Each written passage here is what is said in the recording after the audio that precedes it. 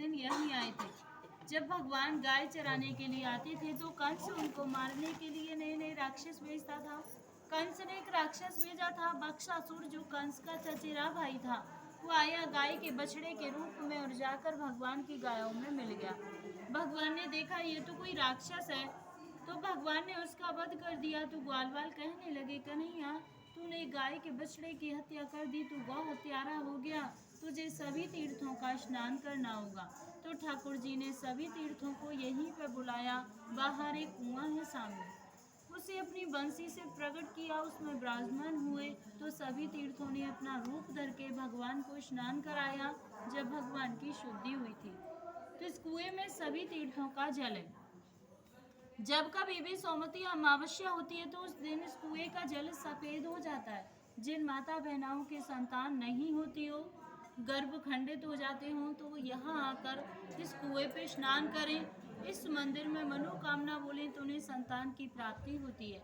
दूसरी लीला है राधा कृष्ण के विवाह की, जो बहुत से भक्तों को नहीं पता कि राधा कृष्ण की शादी हुई है। पता इसलिए नहीं क्योंकि ज्यादातर भक्त भागवत सुनते हैं और भागवत में इसके बारे में कोई जानकारी नहीं आती।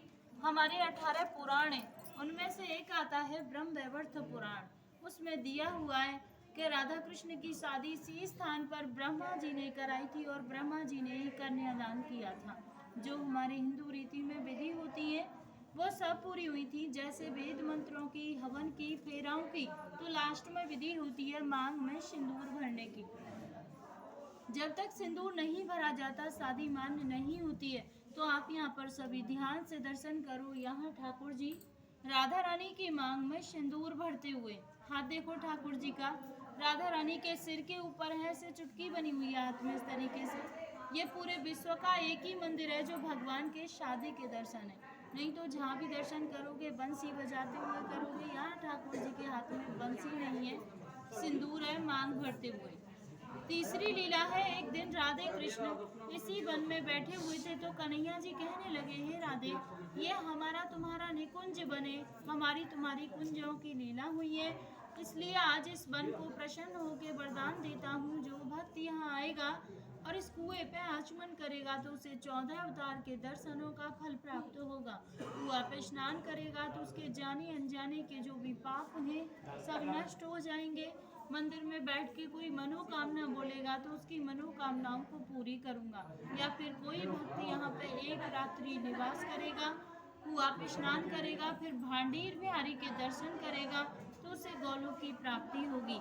यहाँ बैठ के कोई चीज खाएगा तो उसे इंद्रलोक की प्राप्ति होगी। या यहाँ पे कोई गौदान करेगा तो उसकी 73 पीढ़ियों का उद्धार होगा। इतना सुनने के बाद राधा रानी घबरा गई और बोली, हे प्रभु, आपने तो इतने वरदान दे दिए, इतना होने पर तो यहाँ भक्तों की इतनी भीड़ हो जाएगी, 24 घंटे भक्त रहेंगे, हमारे तुम्हारे मिलने में बाधा पड़ जाएगी। ठाकुर जी बोले, हे राधे, गोप नियम, ये मेरा गुप्त स्थान है, यहाँ पे हर कोई नहीं आ सकता। जिसके ऊपर मेरी विशेष कृपा होगी वही भक्त यहाँ पे आ सकता है, अन्यथा हर किसी को मैं यहाँ आने नहीं दूंगा। तो जब जिन भक्तों के ऊपर ठाकुर जी की विशेष कृपा होती है वही भक्त यहाँ तक पहुँच पाते हैं। बोलिए राधे राधे, राधे राधे।